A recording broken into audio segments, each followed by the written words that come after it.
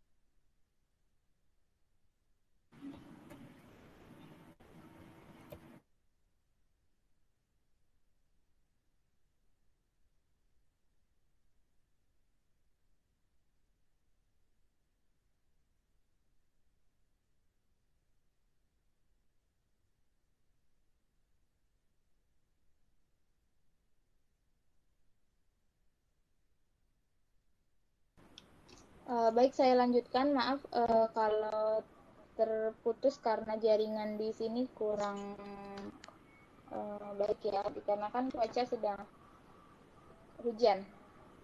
Nah, dalam pembuatan infografis ini saya memiliki kriteria dalam penilaiannya, yaitu yang pertama ada ketepatan konsep, di mana konsep tersebut harus sesuai dengan penggolongan hukum yang ada di Indonesia yang sudah saya jelaskan tadi materinya di awal.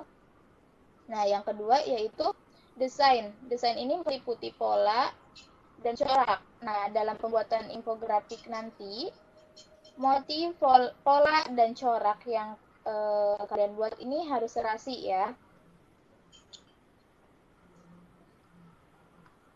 Bagaimana sampai di situ kalian paham? Paham, Bu. Ya, paham. Oke. Kalau semuanya sudah paham, saya lanjut ke pembagian kelompok dan pembagian tugasnya ya. Untuk kelompok pertama, saya membagi Irfanuddin dan Nur Rahmat di kelompok pertama. Nanti bisa Irfanuddin yang mencari atau menuliskan konsep dari pembagi hukum di Indonesia, dan Nur Rahmat yang membuat infografiknya. Kelompok kedua ada Dea Madiana dan Novelia. Dea bisa mencari konsepnya dan menuliskan atau meringkas konsepnya, kemudian Novelia bisa membuat infografiknya. Baik, bisa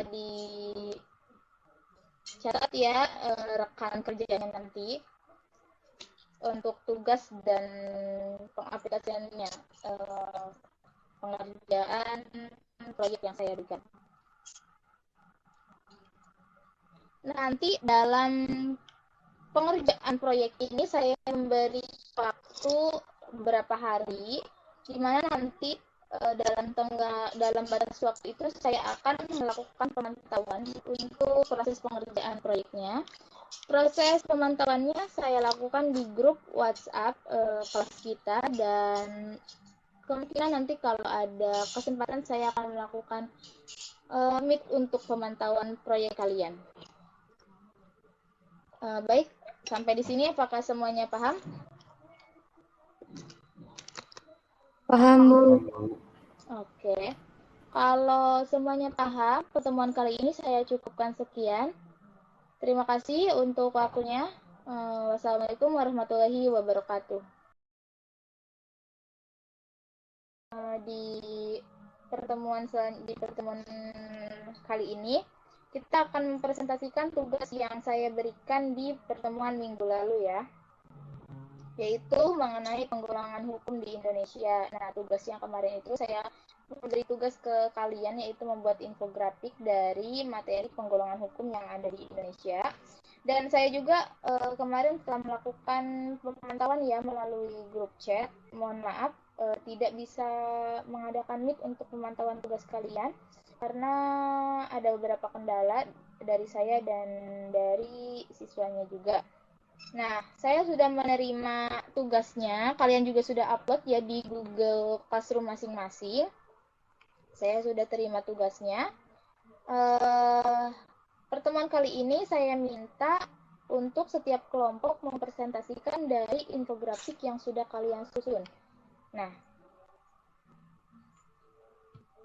baik, saya minta untuk kelompok pertama mempresentasikan infografiknya. Tapi kalau misalkan teman-teman di sini ada yang mau share sendiri atau saya yang share karena tugasnya juga sudah saya nilai. Ya. Baik, kalau begitu saya yang share ya sebentar. Baik, silakan kelompok 1 untuk mempresentasikan infografiknya. Kelompok 1, Irfanuddin dan Nur Rahmat, silakan.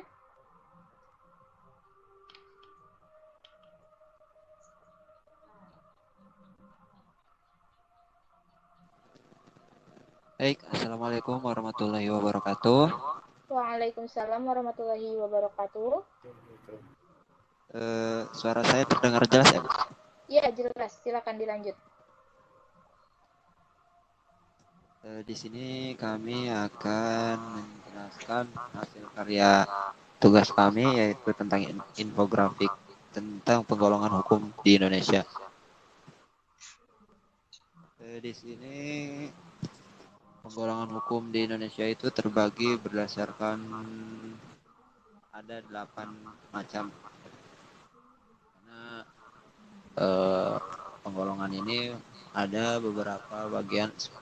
beberapa sumber seperti berdasarkan pada sumbernya, berdasarkan tempat berlakunya, terus berdasarkan bentuk, berdasarkan waktu berlakunya, terus berdasarkan cara mempertahankannya, berdasarkan sifatnya, berdasarkan wujudnya, serta berdasarkan isinya. Nah, di mana tiap penggolongan ini terdapat macam-macam hukum ya di dalamnya, itu seperti dijelaskan oleh saudara saya Nur Rahmat.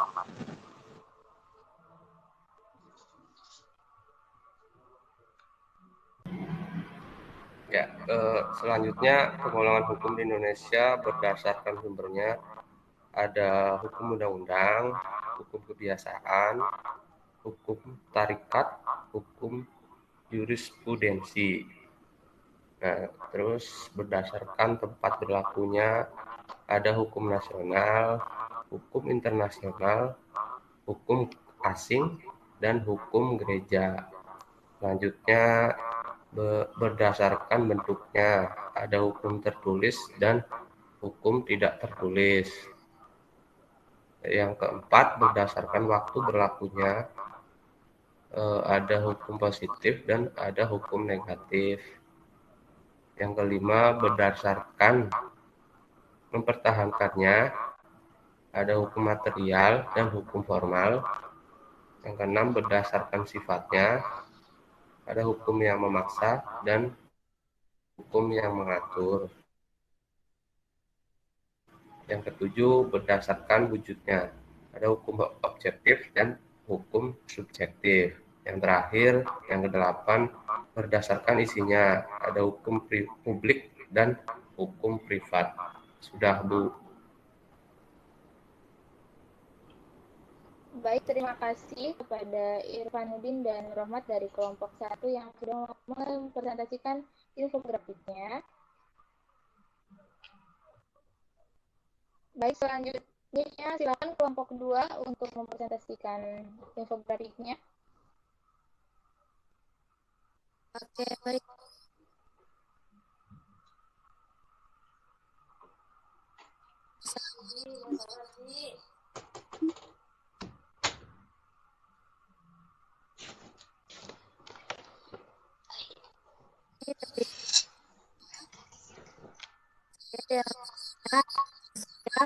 Novelia Cantika ingin mempresentasikan infografik mengenai hukum di Indonesia.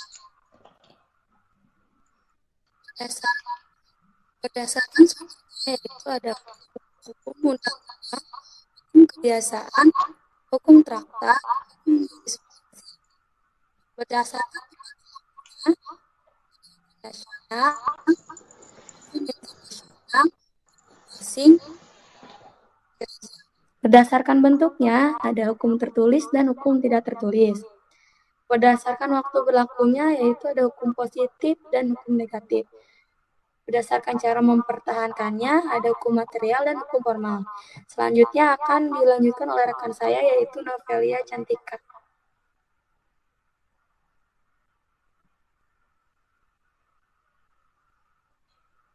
Bentar teh.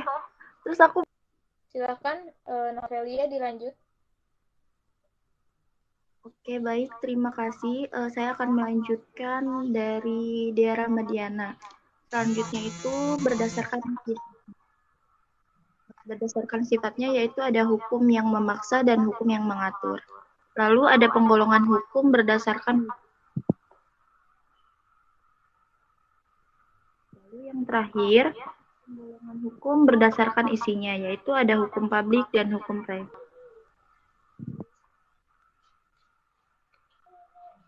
Baik, itulah presentasi dari kelompok 2. Kurang lebihnya mohon maaf. Wassalamualaikum warahmatullahi wabarakatuh. Waalaikumsalam warahmatullahi wabarakatuh.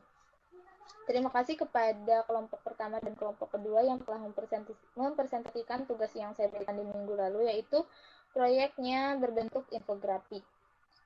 Di sini saya melihat ya, semua dari kalian sudah memahami konsep yang saya sampaikan dan kalian terapkan pula di infografik yang kalian buat. Konsepnya sudah sesuai dan desainnya juga sangat menarik. Serasi, motif, pola, dan desainnya serasi. Saya ucapkan terima kasih kepada kalian semua karena sudah dengan serius mengerjakan tugas yang saya berikan. Untuk itu, pertemuan kali ini saya cukupkan sekian karena kalian juga sudah memahami materi yang saya sampaikan. Terima kasih atas waktunya. Wassalamualaikum warahmatullahi wabarakatuh. Waalaikumsalam warahmatullahi wabarakatuh. Terima kasih, Bu. Iya, sama-sama.